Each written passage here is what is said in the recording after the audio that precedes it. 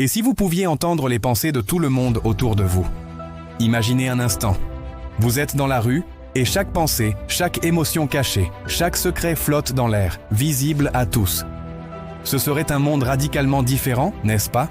Psychologiquement, une telle capacité transformerait complètement notre quotidien. Plus de jardins secrets, plus de pensées privées.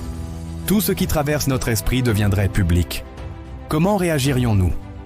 Nos émotions seraient constamment à vif, nos comportements changeraient pour plaire ou éviter le jugement. La confiance, ce pilier de nos relations, deviendrait incroyablement fragile.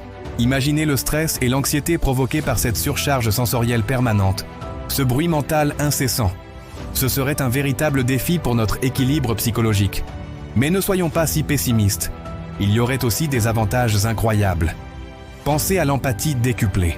On pourrait comprendre instantanément ce que ressentent nos proches, nos collègues et même des inconnus. Les malentendus qui empoisonnent nos vies, ils disparaîtraient ou presque. Les conflits pourraient être résolus bien plus vite car les intentions réelles seraient claires.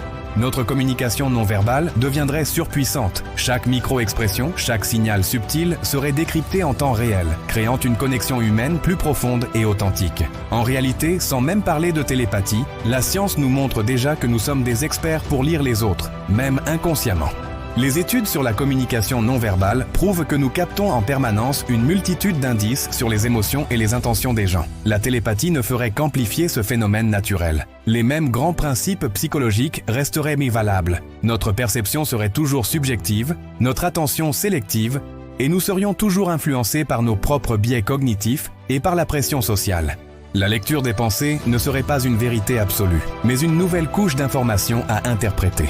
Cela nous amène inévitablement aux questions éthiques.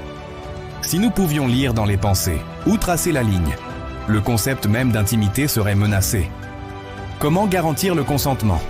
Peut-on vraiment respecter une personne si on viole son espace mental, son dernier refuge?